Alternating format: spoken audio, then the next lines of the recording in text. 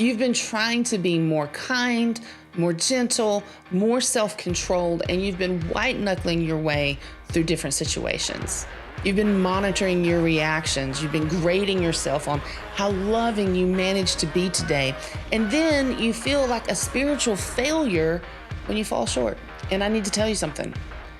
That is not what Galatians 5 is describing.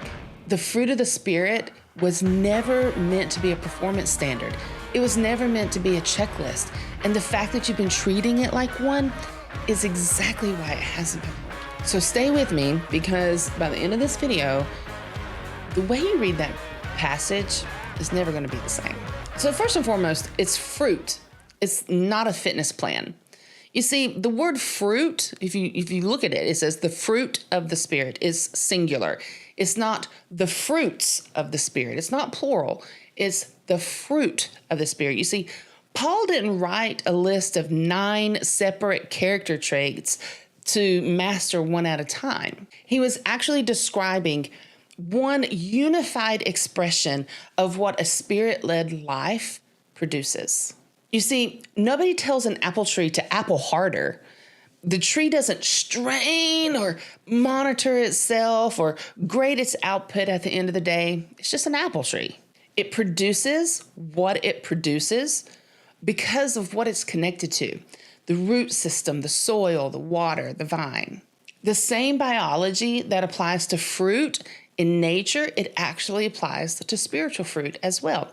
It's the evidence of the connection. It's not the effort of the branch. See, when we read that passage through performance lenses, we develop this version of ourselves. It produces a woman who is perpetually self-monitoring. You're checking your patience levels. You're auditing your kindness. You're managing your reactions. You see, that's not fruit. That's behavioral modification. That's a spiritual performance review, and it happens every hour on the hour. And here's the cruel irony of it all. The more you monitor, the less it flows naturally. You can become so focused on producing the fruit that you actually sever yourself from the source of it, because you can't manufacture what was only ever designed to grow. And here's where the vine and the branch settles the argument, because Jesus himself actually answers this question, and he said it before Paul did. In John 15, 4-5, it says, "Abide in me and I in you. As the branch cannot bear fruit by itself unless it abides in the vine, neither can you unless you abide in me. I am the vine, you are the branches. Whoever abides in me and I in him, he it is that bears much fruit. For apart from me, you can do nothing." The instruction isn't to produce. The instruction is to abide. When you abide, you stay connected, you remain. The fruit is what automatically comes out of that. It's the natural outcome, not the goal that you're chasing. The branch's one job is to stay connected. It doesn't understand the soil chemistry. It doesn't manage photosynthesis. It doesn't supervise the growing process. It simply remains. And the vine does the rest. You see, the performance gospel turned this into a branch that is constantly straining away from the vine, trying to manufacture fruit on its own, and then feeling ashamed when what it produces doesn't look anything like the real thing. The self-made version of patience or kindness and gentleness produced through gritted teeth or sheer willpower, it's not the fruit of the Spirit. You're doing it in your own strength. It's actually the fruit of the flesh, trying to look spiritual. And I hate to tell you this, but most everybody around can tell the difference. A branch that is straining to produce isn't abiding. And a branch that isn't abiding, it can't produce, no matter how hard it tries. So now let's touch on real quick the spirit-soul distinction that explains everything. Your spirit, the real you, the new creation you, it's already got the nature of God. In 2 Peter 1:4, it says that we are partakers of a divine nature. Love, joy, peace, patience. See, these aren't character traits that we're trying to acquire. They're actually expressions of the nature that we've already received. What's still in process is our soul, our mind, our will, our emotions. Romans 12:2 says to renew our mind, to renew our soul. It's what brings the outward behavior into alignment with the nature that is already true in our spirit. You see, when we understand this, it completely reframes the fruit of the Spirit, because we're no longer trying to become a more patient person. Because when we try to become a more patient person, where we're doing it from the outside in, we're cultivating patience as this foreign quality that we don't already naturally possess.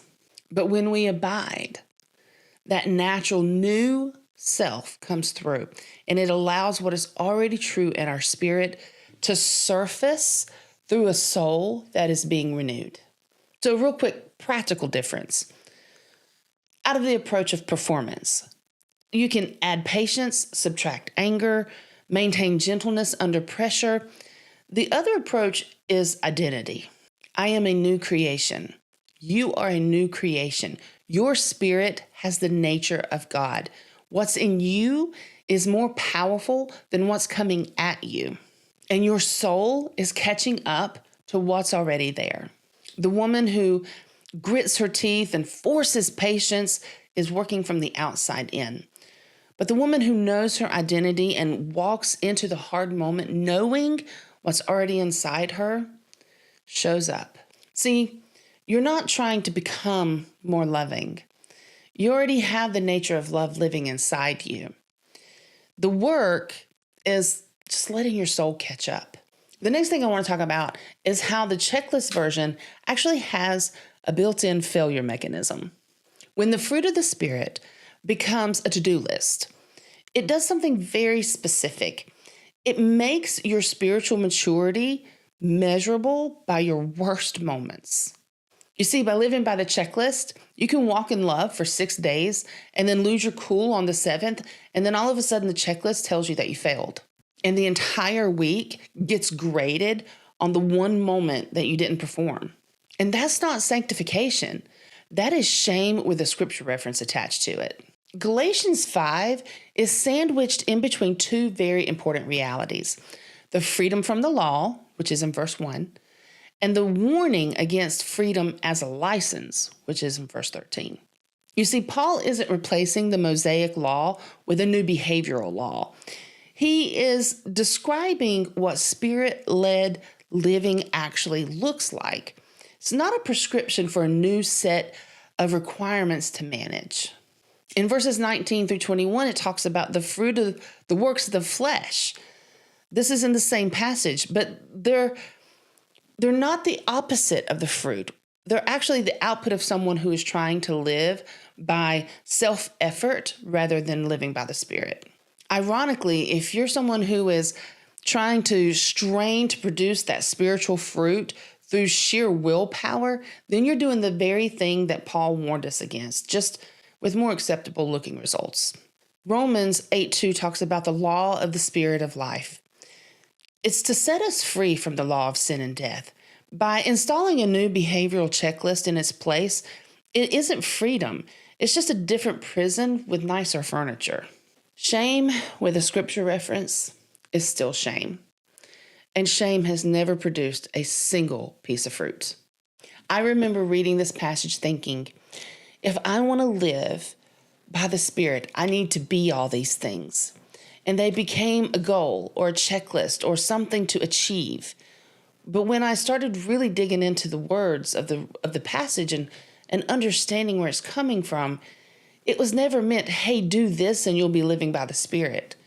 No, it's saying, hey, if you abide and you connect with me intimately and live by the Spirit, this will be the fruit that you produce. So here's what I want you to walk away with today. The fruit of the Spirit is not your assignment. It's not a goal to achieve. It is your evidence. It's not what God is waiting for you to produce. It's what naturally surfaces when you stay connected and you let your soul align with what is already true in your spirit. If you're a woman who is monitoring your patience levels and grading your gentleness by auditing your joy, you're a branch that's been disconnected. You're detached from the vine and you're trying to grow fruit in midair. It won't work. It was never supposed to work that way. So just stop performing.